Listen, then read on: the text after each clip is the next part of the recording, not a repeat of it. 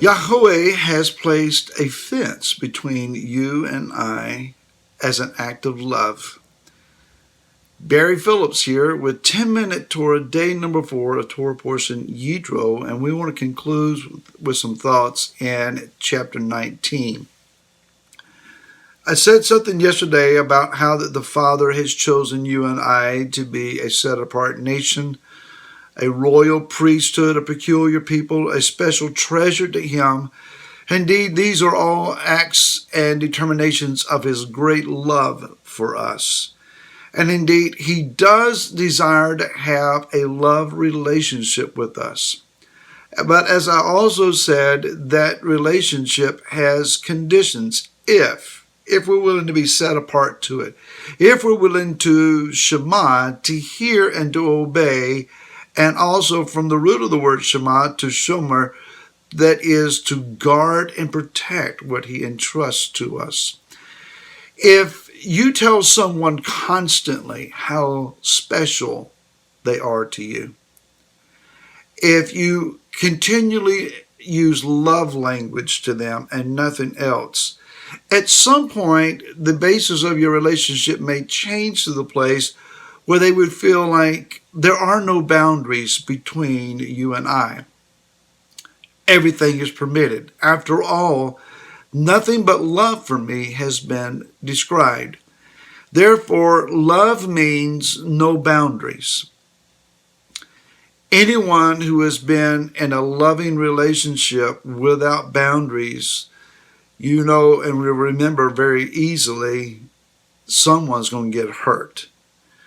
Parents love their children and love them with a strong parental love. And part of that exhibition of love is the establishment of meaningful boundaries.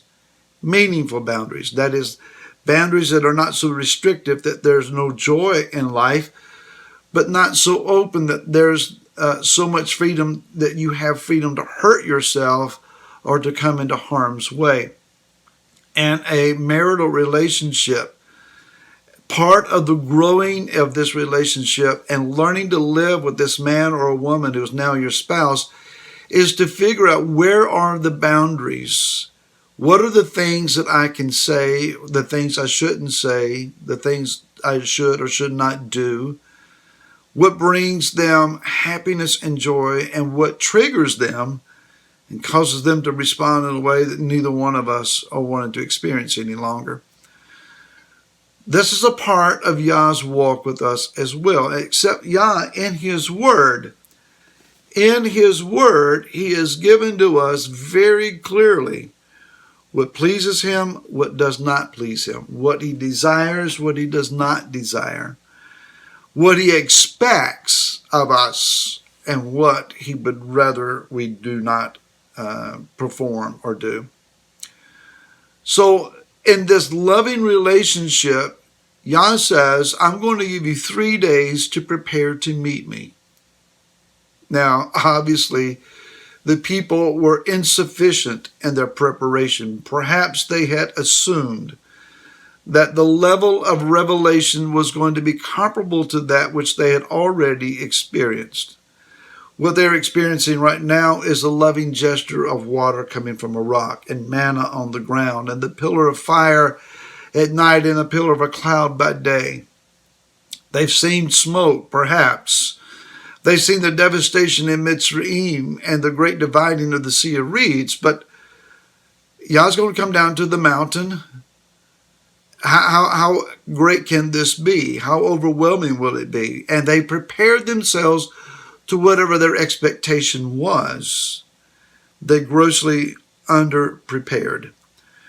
And so we see then that as Moshe is called up to the mountain, that Yah says to him, go back down and tell the people to not try to press beyond the fence around the mountain. Now Moshe had been instructed to build a physical fence barrier around the mountain, lest anyone break through and touch the mountain when he was upon it, and then they die. Yah's love says, my set-apartness is greater than your preparation. Hello?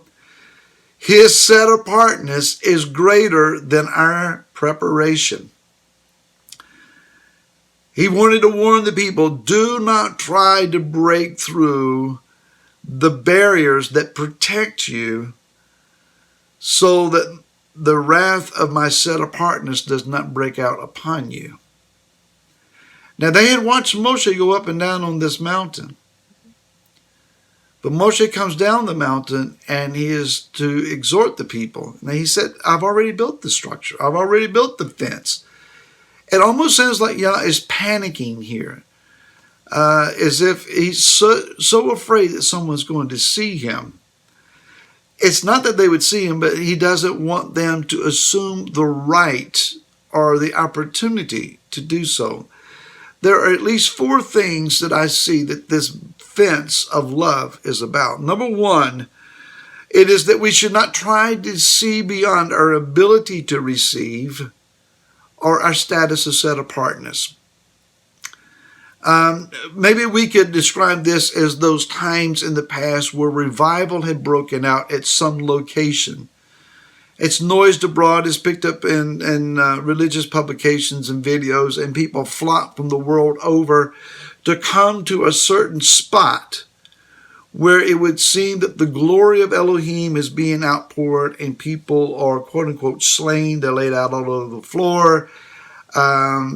The salvation numbers go way up. Now, I've been in some of those meetings personally.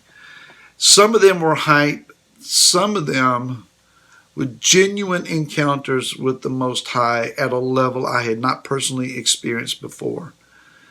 And I knew that it had absolutely changed my life. Absolutely, having encountered that, there was a great hunger for more. Now, some of it was faddish. Some of it was just, the next new thing. And there are those that were glory hunters, glory gazers, rushing in, trying to look up and see what they could see. Yah says, do not do that. My fence of set apartness causes you to pause and set yourself apart to come any closer to me. Number 2, let's understand that all who are Israel are not Israel. All who claim to have a bloodline lineage, all who would claim the name Am Israel are not Israel. Yah has afforded to those that he knows this set-apart status, this exalted status of being a set-apart nation and a royal priesthood, etc. Not all who claim it have it.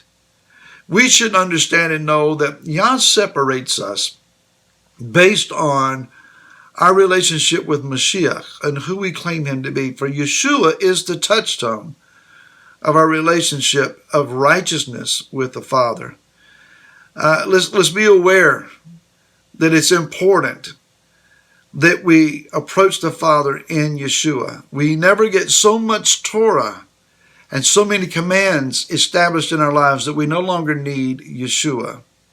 That's a message for another time.